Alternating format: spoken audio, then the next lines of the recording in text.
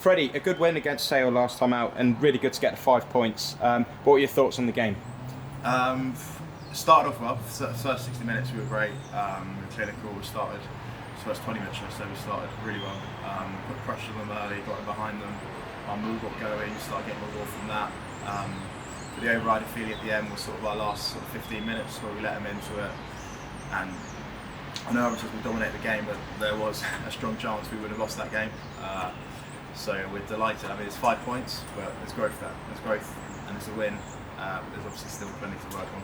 Yeah, you mentioned nervous finish, but so good to get those 5 points, which could be key. Yeah, so key to the end. We talk about when we were playing in our first 2 games, Northampton and Leicester. We were chasing sort of losing bonus points and important of 8, and it's the other side. If you're winning a game, let's try and get 5 points. Let's try and starve the opposition from getting their losing bonus point. We didn't achieve that, but yeah, every point matters. Yeah, definitely. And there's been quite a few sort of positives from that game. I thought the maul was a real weapon. Talk to me a bit about how that's being used in attack from the line-out. Yeah, I mean, I think we realised how important our maul was going to be on the first day we turned up to pre-season. We started doing maul training, which got everyone looking at each other in a little bit of disbelief. But I mean, it's paying off now. It's obviously still loads more growth, but in terms of what we're doing day to day, nothing's changed. We're still doing the same reps, the same amount of detail in the week. We're not going to get complacent. It's an area where, as a forward pack, I think we're really starting to take pride in. We've seen what it can do and what it can bring to the team, whether it be scoring points, giving the backs penalty, front football. So yeah, we need to use it as a weapon, but you can't get complacent for sure. Yeah, definitely. And I mean, you've been drafted into the second row, and you've done a great job. Pick, yeah. I mean, what's it been like? Has it been really challenging, or you've made it look easy? So obviously, it's not been challenging. I've played a few times there, a little bit sparingly, but I've sort of in the week my prep. I know I'm playing second row, so my prep could be very different, and I've obviously been given the responsibility of crewing line-outs, which I've thoroughly enjoyed. Certainly given me a different dimension to my week, a lot more sort of emphasis on me learning about opposition, and really actually enjoying it. I'm enjoying the responsibility, I'm enjoying the challenge,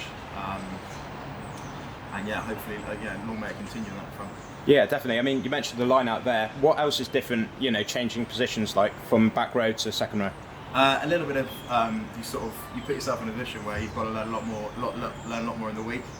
The plays, they change week to week, but a lot of the time you run the plays as soon as you have an understanding, and you've almost got to learn the whole. You've got to look at the whole move as a bird's eye view to get an understanding of what positions. But if in doubt, run around the corner. Sometimes it's my motto. Yeah, sounds good. I mean, and this season is just relentless, isn't it? We're in round 5 already. London Irish coming up. How's training been this week? Same. It's same. Well, same but different. No, it's that's the one thing I said previously. Is we're not going to get complacent. Everything's still doing what we've been doing. Whether it be set piece, we still running the same amount of reps, same intensity. Our 15 on 15 work's been great. We had a really good session today. We're just obviously chasing that complete performance. What does that complete performance look like? We know when we've had it. But yeah, there's always going to be areas of growth, and we can't wait for Sunday. Yeah, and talking about Sunday, London Irish, what are their sort of key threats when you're analysing them? Key threats, obviously they've got a lot of individuals in their team with a high international experience. You can get caught up in that. If you were to look at team sheets and international caps, you can sort of read into that as you wish, but I think collectively, when you look at us, I think we've got a lot more, sort of can't really think of the words to say, but yeah, a lot more continuous in our squad and belief, and I think that's going to hopefully put us through on Sunday.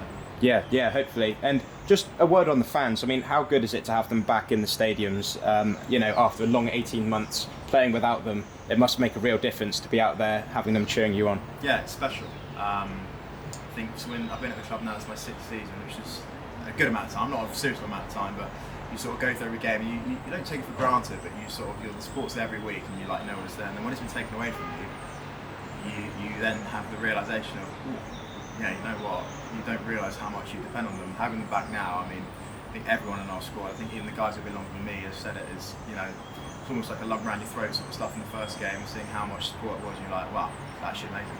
That is another reason why I play the game.